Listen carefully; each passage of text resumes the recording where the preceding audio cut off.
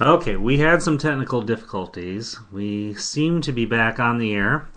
Appears that the internet connection or the connection with the server was lost. So now we need to decide whether we're going to start over or just go from here. Well, we were talking about perspective and how we orientate ourselves to our world and the way we're choosing to see something. And you were telling the story about your son. Yeah. Um, all right, so I guess I'll start over with that story. Yeah, I was experiencing this issue with my son.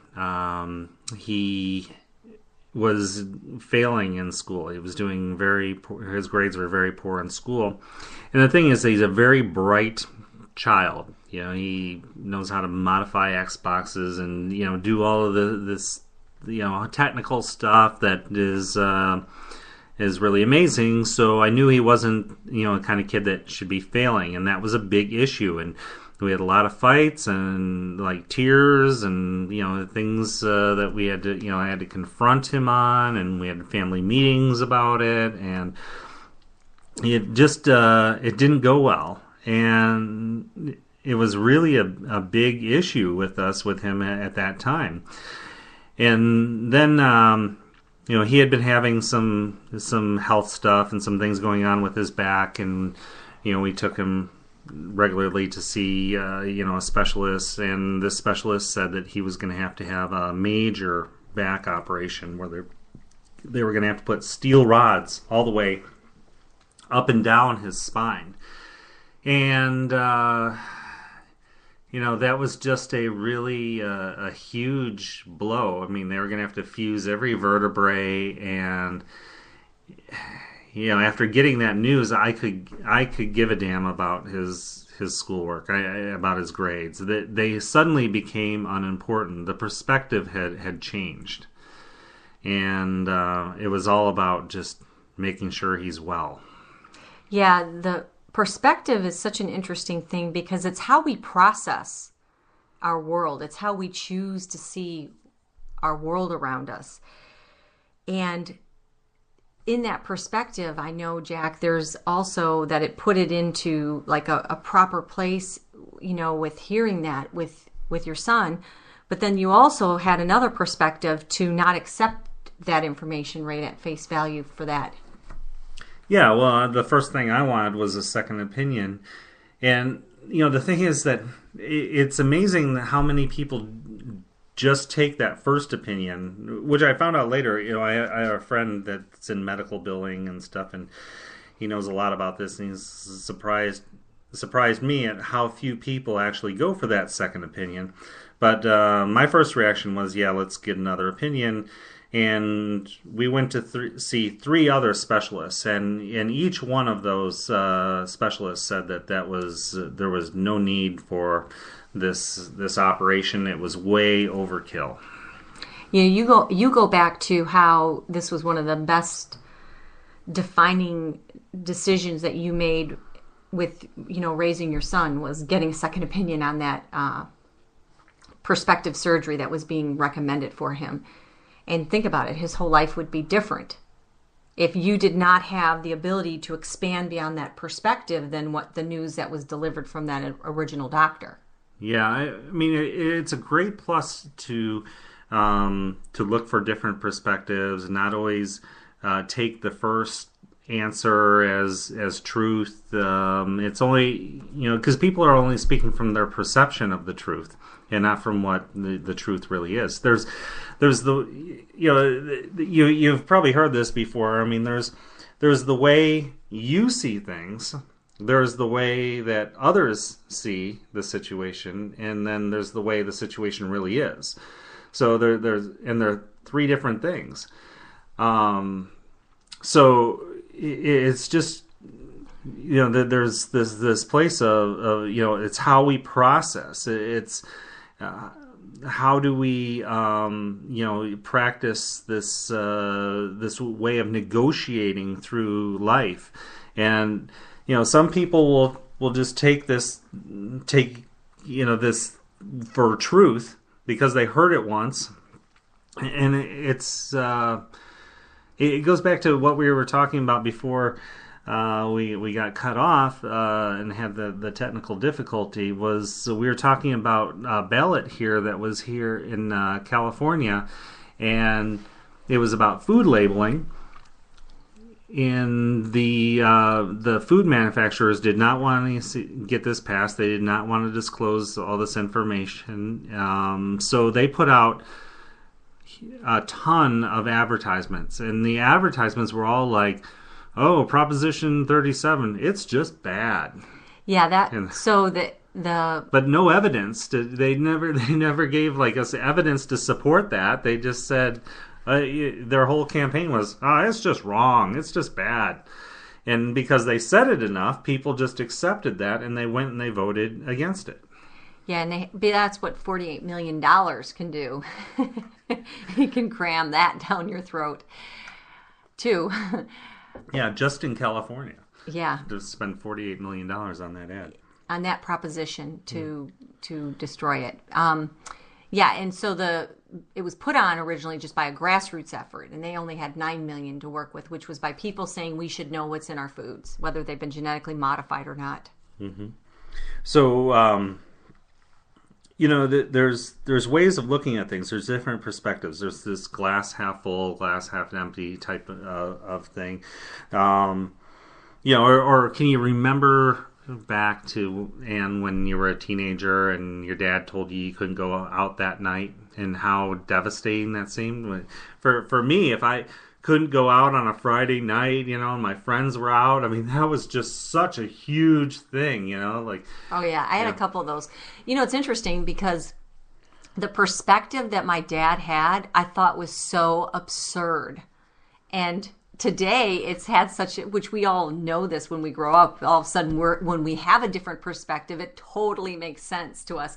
And one of them was, he told me I could not go out on a Friday night because I had just been go with all my weekends. I just been busy. And he said, you need to learn balance. You don't always have to be on the go. You don't always have to be doing something every single weekend. This is what he said to me when I was a teenager. I thought that was the most absurd thing ever. But it's like, it anchored such a perspective of balance that, taking that time to be in balance and that perspective, I always go back to that anchored moment as what I thought was so absurd as a kid, as a teenager. And let's talk about objects. How objects, some people can look at a picture and they see, a woman on a horse, and then the other person sees this picture and they see that it's a dog, and it's clear as day to them, but there's different perspectives on that, and how objects can look when they're surrounding other objects. Like the moon isn't really bigger. It just looks bigger because when it's low in the horizon, you have other objects to compare it to. But when it's up high in the sky, even though it's the same size or a same distance away, it'll look differently. So perspective is really how we orientate to our world, and it's an interesting question to ask ourselves is what's that perspective then that we use to orientate ourselves to the world? Is it a very polarizing, positional perspective? And what I mean by that is if we don't agree with other people or other situations, do we become very divided and polarizing and positional and they're wrong, I'm right? Because that's a very fragmented world. I mean, to empower 11 in our lives, this is about getting in congruence and that oneness with who we are on the inside, and we're pouring that outside in our world. It's not about the world showing up exactly the way that we need it to in order to feel a certain way and have a certain perspective on the inside of who we are. No, it's taking that perspective and having that perspective become in rapport with what we're seeing in our outside world. There's this thing about like entrepreneurs, that many will become paralyzed because they see that there's a problem, there's a block, there's some kind of challenge there. When the entrepreneur sees it as like an opportunity. So instead of being, just kind of, like letting things just allow them to get stuck, they actually become empowered and they say, "Wow, there's something here." Like if you look at the guy that comes out with Facebook. What's Facebook? It was a better MySpace, right? I mean, you look at Google. What's Google? Google is a better Yahoo, and Yahoo was a better Netscape. And instead of seeing like, oh, it's already out there, and I'd have to compete with them. They move on. They go. They use that as opportunity.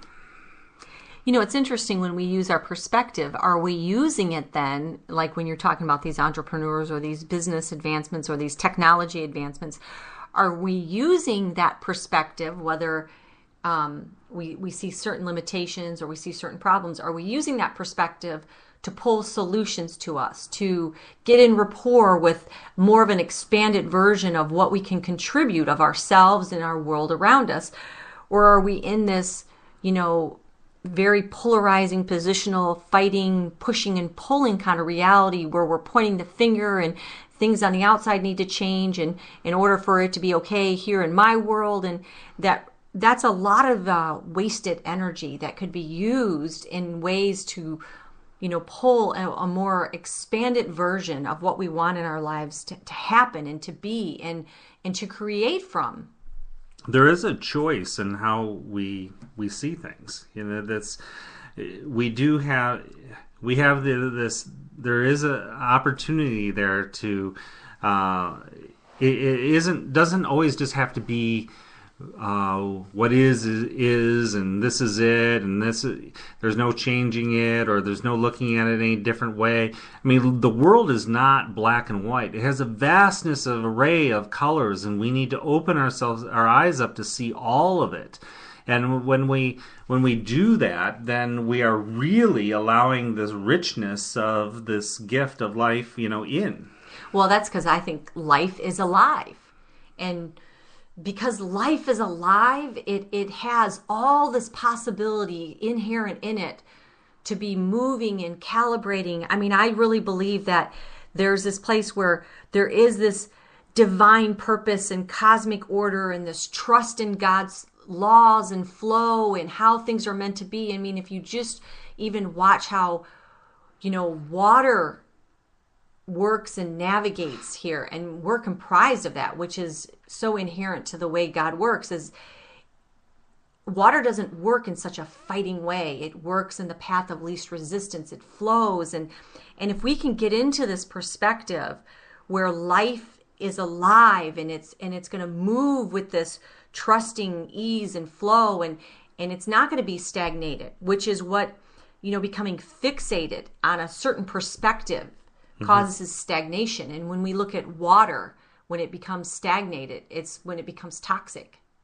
The danger with becoming positional is that you can get blindsided. When you're not open to seeing, you're saying this is the way it is. It isn't any other way. It's black and white. I'm not looking at it any other way. I'm not open to anything else. Then you can become blindsided because many times there's it's not 100% black or white. There are these shades of gray, and they can come up and smack you if you're not open to if you're positional and you're only looking one way, you can easily become blindsided. The same as in sports. If you're in football and you're only looking one way and you're not looking all over the place to make sure that you're not getting, some linebacker isn't coming to, put your face in the grass, then you're going to end up with your face in the grass. Yeah, an open perspective really serves you there. What comes to mind for me is I think about this software business that I had, and it was big. I mean, it was, definitely a software business that was being built in a multi-million-dollar level. And what was so hard, and where I learned the hardest lessons from, is that I really thought, you could plan and do your strategies with this more linear perspective. You do 1, 2, 3, and you get what that equals. And even the way negotiations went and everything went, I know that the biggest shift happened to me And that really freed up all the possibilities, is because it was a hard business. I mean, when I say it was hard, it was really hard on me mentally, emotionally. And I look at the reasons why is because there was more of a fixated linear reasoning that I had and how I was going to do the business. It made business sense. I mean, I had this top-notch consultant who works for the big corporations who has said, yes, you do those strategies, it should work. Well, there's this undercurrent of life that isn't in the perfect strategy, that's not in the perfect business logic, this undercurrent, which is life itself. And that's that open perspective. And that was my biggest aha in my learning with this business, which kind of freed me up to allow it to become and go and move in the way it was meant to, was that I began to practice that no matter what I was told in this business, is there's always another perspective. There's always another answer. There's always another way. And when I became open to that, this really shifted out of this really hardship I felt like that was happening to me with this business to make it work. Now, I think this translates in every area of our life the same way. I mean, that was how in my career and business aspect years ago of how I felt really affected, is I was locked in and fixated that I was going to be successful a certain way by it happening. And I was endorsed even by this high-level consultant who said, yeah, you're on the right track. You do it exactly that way. And I felt like I could keep pushing down that track in order to make it happen. And it was when I became open. There's more than one way to skin a cat. There you are with your cat jokes again there, Jack. I won't even say on the air the joke he said about a cat to his son. I don't know. It was just figure of speech. There's something I want to mention that I think is a real important point to make, and that is that there is a perspective of catastrophizing things, that like making things so much bigger than they really are. And I know that some people use this as a way that they think that they're empowering themselves. I've worked in businesses where people had to, there's certain individuals that had to make such a big deal about everything because it gave them like all this power. Like it was always like this crisis and that crisis, and running around like a chicken with their head cut off and everything. And I recall when I first got into wireless and I was kind of at the ground floor and just kind of learning the ropes, and there was this one lady that was just running around like crazy all the time. She was like that, and all this energy, and I thought she outsold me. I thought, that amount of energy, and I'm not really doing that much. I'm just kind of doing my thing here, and come to find out that she sold a couple more phones than me in a month, but she also got a bunch of chargebacks and a bunch of stuff that people canceling and trouble and problems and all this stuff, and it didn't empower her. And I don't think that it empowers people to catastrophize things, to amplify making these mountains out of molehills, because that can cause a lot of wasted energy, and the clearer the perspective, the closer to the truth it is, the better. Yeah, I think that people amplify or catastrophize when there's a position and there's not this open perspective, because somehow you got to make the others wrong, or you got to make it, this gloom and doom, and that's a orientation that people have with their world. And it's easy to see after this election, for the people that the election didn't go the way they wanted it to, how there's, you just look on Facebook, there's all this catastrophizing about, what's happening in our world. And the question that comes to mind is, regardless of who you vote for, I knew that we're going to be okay. we're going to be okay no matter who wins this election, because that's my orientation with my world. Mm-hmm. And my orientation is that I'm going to do the best that I can to continue making the world an okay place to live, in a place where my contributions are expanding and making this world a better place. And that's what Empower 11 is about. It's about getting in that rapport with the inside, and that is where not 1 + 1 becomes 2, but it becomes 11, where that rapporting energy with the world around us becomes exponentially amplified in the ways that matter to what's really makes this richness on the inside of this life that we're meant to live. So, and you and I have both been known as people that kind of keep cool head. You know, that... in a crisis situations. Yeah, I mean, we don't like freak out about things. I love it when you say that, wait, this is fixable. You know, right. Why are we making such a big deal about this? This is all fixable. Let's just calm down and concentrate on what it's going to take to fix this. I think it's really important, and the reason why I have that perspective is because I was ran over by a lawnmower when I was 2, and what I ended up with was a problem or a damaged leg in a way that was not fixable to get it back to what it was prior to the accident. Mm-hmm. And so I had to live with what is, and then make do and make do from there. And then I had a younger brother who drowned in our family, and there was a home accident where my youngest brother drowned in our family pool. That was not fixable. I mean, we could not reverse that. We could not reverse my accident. Yep. So I understand that perspective, and so, you know, I watch so much energy getting lost on things that are fixable. I mean, because life can give us the unfixable, where we have nothing to do but go into deep, deep acceptance of it. And knowing that perspective in our own personal lives, knowing that, you know, in our marriages, in our careers, in our finances, you know, the actual real fixable areas, and the areas that, you know, because life, that's the part where life can blindside you, is when you get those areas of life where they're not fixable. You have to now go into deep, deep acceptance. And if we can keep that perspective, what happens is when it's in this fixable thing, and I go through this a lot with my kids, because something will happen or something will break, and it's like, wait, we can get another one of those. You know, it's putting it back into perspective instead of allowing them to have everything become this big, you know, anxious, out of control deal, because I know it's not going to serve them later in their life. Yeah. Yesterday we were at Halama Beach, and it's this beautiful area of Santa Barbara, just outside Santa Barbara, and it's a beautiful, magical beach area.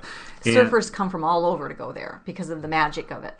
And they also have this halama burger there that's just... this is my first time experiencing one. You know, it was really good, but the thing is, when we were... You know, if you go there, you got to have a halama burger. They have turkey and all that. We had turkey burgers, and so we were there with a loved one, and she started choking, and on this memorable burger that everybody comes to get. Yeah, so there's a couple of ways that you could react in a situation when something like that's happening. One, you can freak out, or the other one is you can keep a cool head and start acting appropriately. So I told her, I said, okay, relax, breathe through your nose. And she didn't even occur to her that she could breathe through her nose. She was like not getting air. And then she's like, oh, and she started breathing through her nose. And then she was able to, you know, realize that she wasn't going to suffocate. And, you know, we were able to... Jack was able to do the Heimlich maneuver and be the hero of the day. But, you know, it was... It would have done no good to just, you know, freak out and have the perspective that all is doom and gloom, and, you know, this is, you know, there's this thing about having a cool head. It's about not making snap decisions. It's about letting yourself process. You don't just chew your food or you don't just swallow your food without chewing. It kind of relates to the mama burger thing, but the thing is, whenever you get a piece of information, we should chew on it. And this is a how to empower yourself with this. That means it's moving out of being so reactive. Yes, because that's so automatic. Reactivity is such an automatic. Mm-hmm. So I'm pretty slow to make decisions, and that happened. When I first got into recovery, I that was 15 years ago. I learned to stop being so reactive, and I would weigh decisions better, and I would ask for viewpoints from different people. I would give myself time to reflect before I would act, and that was a really big shift for me. I mean, because I was so used to just being like a pinball on a pinball machine, like a ball just bouncing from whatever. And it wasn't like I was like getting in the driver's seat of my life. It was I was just reacting to everything around me.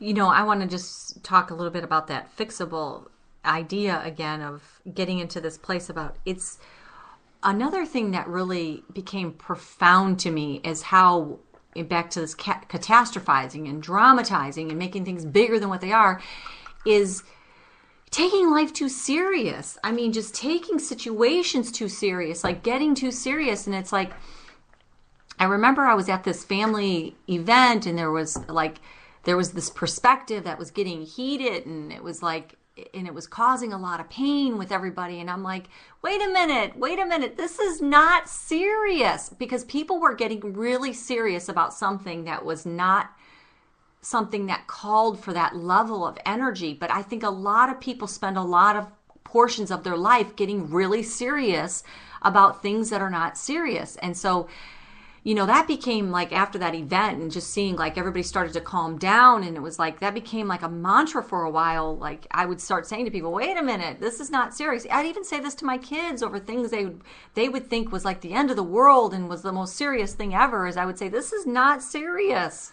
I witnessed this argument with this couple, and it really stuck with me.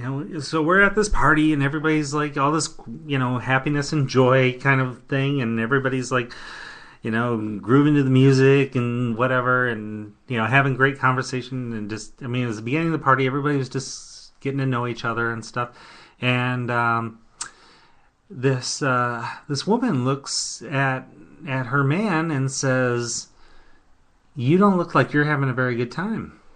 And he says, "Well, you don't look like you're having a very good time." And the next thing they were in this big fight about, it just got so serious. Like all of a sudden, all this the joy was being just sucked out of the room by this couple. And it was just ridiculous to start taking something, to start getting that serious about something that just didn't call for that level of seriousness. I'm like, nobody died. Come on, people. That's back to that place where I was saying there is this, trust in God, this divine order, this divine purpose. And when we can get into flow with that in our lives, we can put the perspective in, where life does not have to be so serious over every situation, because we know that something greater is working out. We know the world's expanding in new and exciting ways. We can just get into that flow and that trust with it. And this allows us to become like in this much more flexible way with life. I know that one of the ways to like really gain like solid ground on having such an open perspective is being able to accept life on life's terms. And I say this, that, this is especially coming after a day of election where there's a lot of people who, if the votes didn't go the way they wanted it to, there's a lot of this fighting against what is reality now that can happen. Yeah, accepting life on life's terms, it's just huge. I always say that that's like the key to happiness. We need to use this key to open the door, and take some action. But the thing is, by accepting life on life's terms, you're able to see things for more of what they really are and not how you want them to be, or impose your feelings and emotions on something that would distort the reality of what it is. So this getting into this flow where we can harmonize with what is in any area of our lives. So this is what is. I know,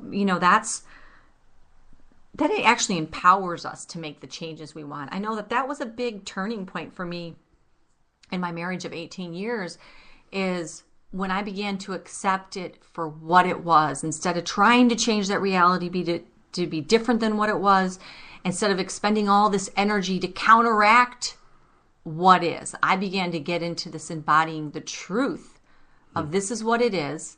And I brought it in closer instead of pushing it away with that. This is what I talk about, that push and pull of life.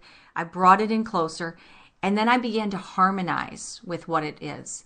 And it doesn't mean that I got into this place where I knew, and that's that flow, that if this marriage is meant for me to stay in and to be what my life is, it will boldly step forward, and if not, it will gracefully step down. And that's what happened. Is my marriage did end, and there's lots of ways that I feel very blessed that it was sort of a graceful step down. He moved away, different things happened that, and it wasn't like we sat down like two mature adults and said, hey, this isn't working, let's negotiate this out. It didn't happen that way for me, which I wanted to. But it's like I began to harmonize with what is. And then I just had this miraculous turning of events with the way things worked out with the house and my kids and safety. And even though my life got turned upside down economically, I was able to alchemize and make some really powerful, good things happen in the now by accepting what this perspective of what is. My world became bigger and expanded. Once we stop fighting against reality, when we can accept what is, we're not trying to fight it, that frees up a whole lot of energy that we can use for healing, adapting, changing, getting into that good place of life balance, the ebb and flow. And the way to win a fight is to not fight. And I tell that to the boys all the time. It's like, did you ever get in a fight and did you win? I said, no, I never got into a fight that I won. Anytime I got into a fight, I did not win. Because I got into the fight. You've already lost if you're in a fight. And then they'd say, okay, but really, Jack, really now, for real, like the real fights. Did you ever get into a real fight? And he would say that being engaged in a fighting stance with life, you've already lost. Yeah. Then the best way is to negotiate your way out of it. To get in a place where you don't have to fight. You can just be. You can live in this place of grace. Well, you have something that you say, Jack, that I think is great to share. Is that is when you find out you're wrong about something, it's like, wow, that's like a breakthrough. That's an awesome perspective to know. Yes, people are getting into this positional place where they got to fight to be right, instead of like, hey, if you discover that you're wrong about something, that is awesome, because now you don't have to do that anymore. Now you've gained this power and this jewel and stuff, and it's like, so become delighted to find out you're wrong. Just in any area of life, because I know that, Jack, you were taught previously, you talked about that story about how you had this awesome program and it just never would work the way you wanted it to, and you found out you were doing something wrong. And the minute you found that out, you're like, oh my gosh, that's awesome news, because now that I know how to do it in the right way, that perspective opened up for you to be able to use this program to serve you now. Yes, what was interesting about that is that I was fighting my way through it, trying to figure it out, and and I was getting pretty aggressive with it, and like, what is going on? And then I put it down, excuse me, I put it down and came back to it later, and there it was, right in front of my eyes. And I was like, oh, I was doing it all wrong, And, the thing is, I didn't have to beat myself up about it. That's not an empowering place to be. It's just a place of acceptance. Oh, I was doing it wrong. Great. Discovery, I figured it out now. And so your world becomes expanded and there's more possibilities when we can just practice being in more of this non-positional, in this open way. That's the thing. When water becomes positional, it starts to stagnate. But when water just keeps on moving to more of the expanded and the possibilities, and it's more like its nature, that's when it gets crystalline clear, and when it forges its path, and when it has more possibilities. I was thinking about working out. You go and you work out. Anne works out just about every day. She's on the treadmill, and you take things with you. You take like your iPad and stuff, and you listen to things, keep you company and all that. For me, that it just seemed to be difficult for me to be like that. To just get on a treadmill and run, but. When we go and we vacation in the Dominican Republic, they have volleyball in the mornings and the afternoon. 3 games in the morning, 3 games in the afternoon, and I'm there every day for each one of those. They'd be calling from the pool, Jack, if he's not even there. Yeah. So I'm like, and I don't even realize that I'm working out, until later when I'm all I'm sore and everything from this, because it's a different perspective. It's not like I'm just sitting there lifting weights or something like that. I'm in this different kind of energy where by getting into a place of a different perspective, I can actually work out longer and harder and more. Yeah, it's your engagement has a different engagement, so it has a more expanded view for you. It's interesting that when we talk about how to gain these perspectives, it's like getting into this place where, prayer and meditation to just be more compassionate human beings and practicing that openness. And this is where reality, we can move and shift, where it's a more inclusive reality, where it's a more connective reality versus an exclusive, and it's a dividing, and it's a right or wrong, but it's an encompassing. And the more we can get into this encompassing reality, that's engaging and that's more expanded, this is where we gain the power of our ability to have wider perspectives. Speaking of wider perspectives, I was helped to have a wider perspective by this old timer. They call these guys old timers.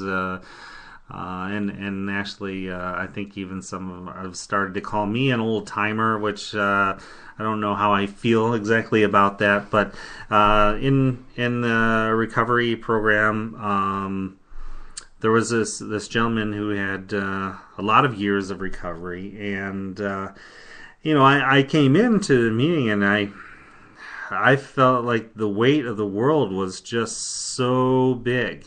My problems just felt so they were huge. I mean, they were just enormous, and I didn't know how to handle them. And he took me on this visual exercise that I'd like to take you on. And so I'd just like to, just take kind of a deep breath and go on this journey with me here. So visualize the universe, just the vastness of the universe, just the infinite possibilities of the universe, from the solar systems and the black holes and the solar systems beyond the solar systems beyond the solar systems that we know about, the stars that are already gone by the time the light reaches the earth, how vast and huge that is. Just this huge, enormous vacuum of space. So now that we have that kind of visual, let's break it down a little bit. Let's just go back to the solar systems. This group of solar systems that we have that are nearest our planet. And from these solar systems, picture our solar system. Visualize just our group of planets. Still so large, so much space and time, and just this vastness of darkness and light reflecting from the stars and planets of our sun. And then let's go to our planet. This planet Earth, your planet, your home here, your this huge Earth with all this water and land and trees and animals and people and all that is of this huge Earth that we have as our home to live on. From there, let's go to your continent. The continent where you live on, whether it be North America, South America, you're in Europe, wherever it may be, your continent. Visualize all the land and mountains and lakes and everything surrounded by this oceans. That is your continent. And from there, break it down to your country or region. All that is your large or small, but there's all this land that it makes up your continent. And take that down to your state or your province or your region. This area in which you know well, of all the roads and trees and lakes and ponds.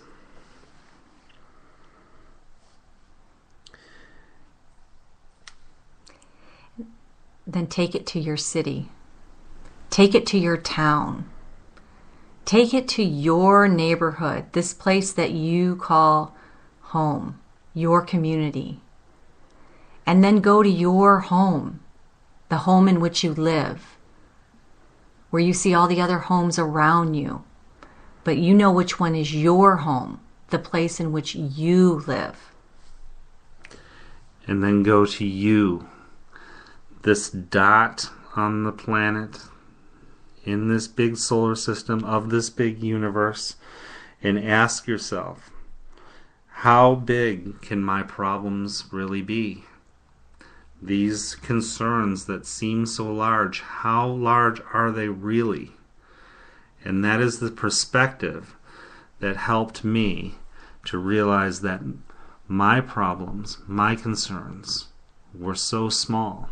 In the infinite of the infinite, we are just specks of sand. And so now as you stand in this place with this perspective of the vastness and the origin of creation that you come from in this amazing universe that you get to live in your place, your body, your home. Feel your heartbeat, your beating heart, the thing that makes you alive. Feel that connection as it beats in. Thump, thump, thump, thump, and out, your heart beating. And imagine all the other people that are surrounding your community, your neighborhood, their hearts beating. And this world we live in, all these people on this, their hearts beating. This rhythmic heartbeat, this pulse of life that you are, that contains within it all the magnificence and wisdom and truth of the universe that you came from, that's beating that heart and all those around you. Synchronize with that. I'd like to thank you for joining us on this show. We had some technical difficulties, but I think that the message is still there, whether you got to listen to the beginning of this show or not. I think that we had a good message. I think that it's important for us to have this perspective. Happiness is a choice, and our perspective plays a part in that. Have an empowered week. We look forward to seeing you next Wednesday at 11. Bye now.